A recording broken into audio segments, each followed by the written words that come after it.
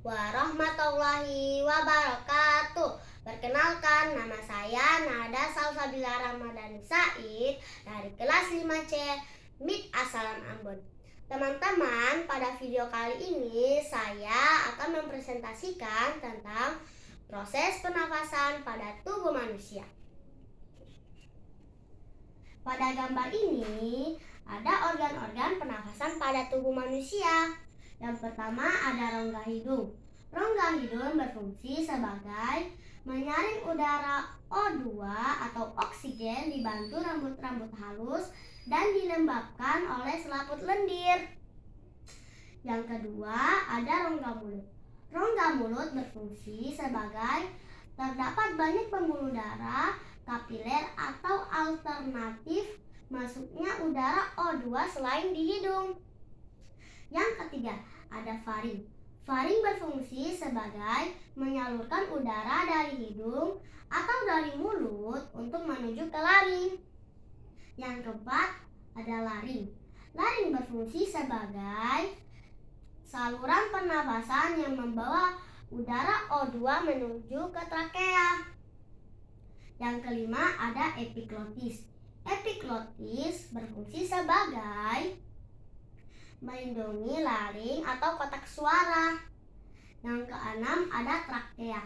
Trakea berfungsi sebagai jalur masuknya udara O2 ke paru-paru dibentuk cincin tulang cartilage 16-20 cincin.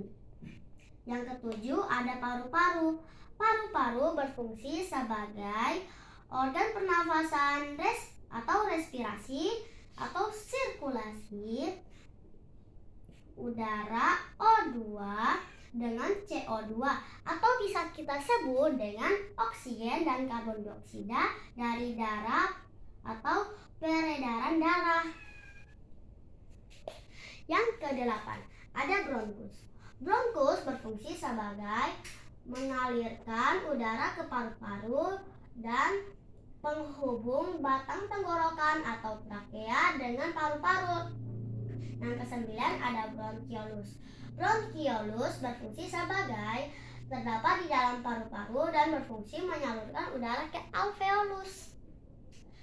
Yang ke-10, alveolus. Alveolus berfungsi sebagai mengambil oksigen O2 yang masuk ke tubuh dan melepaskan karbon dioksida CO2 atau sebagai tempat pertukaran oksigen O2 dan karbon dioksida atau CO2.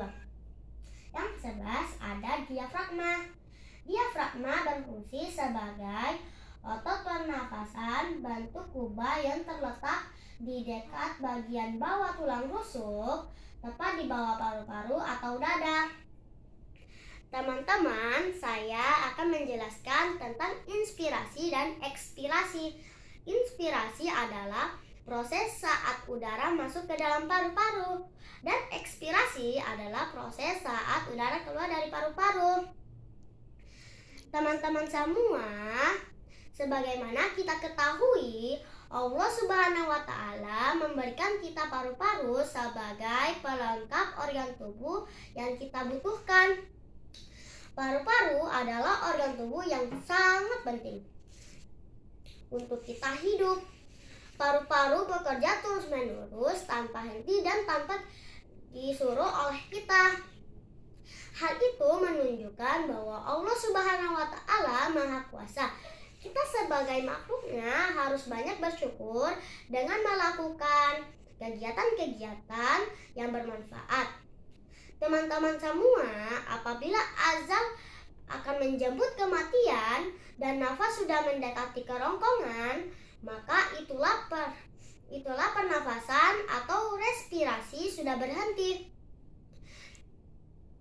Sebagaimana firman Allah Subhanahu wa Ta'ala, Bismillahirrahmanirrahim.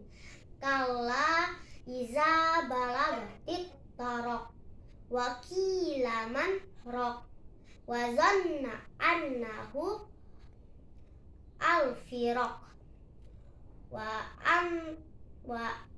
altaffatis saqu bi as-saq ala rabbika yauma izin al-masaq. Artinya, sekali-kali jangan apabila nafas seseorang telah mendesak sampai ke kerongkongan dan dikatakan kepadanya, siapa yang dapat menyembuhkan?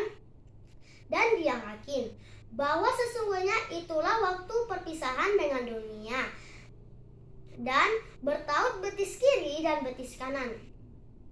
Kepada Tuhanmu lah hari itu kamu dihalau. Quran Surah Al-Qiyamah ayat 26 sampai 30. Baiklah teman-teman, sekarang saya akan mempraktekkan proses pernafasan pada tubuh manusia dengan alat peraga. Ujung sedotan seperti lubang hidung. Udara masuk melalui tenggorokan, diteruskan ke bronkus yang bercabang dua ini, dan diteruskan ke bronkiolus, dua balon kiri dan kanan. Dua balon ibarat paru-paru. Terdapat alveolus.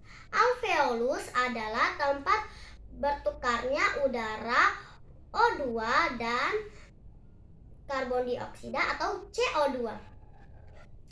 Cara kerjanya adalah bagian bawah botol ditarik, maka akan terisi oleh udara. Itu dinamakan inspirasi. Jika kita lepaskan, maka udara akan berhenti, dan itu dinamakan ekspirasi. Demikianlah teman-teman presentasi dari saya. Semoga bermanfaat dan berkah bagi kita semua.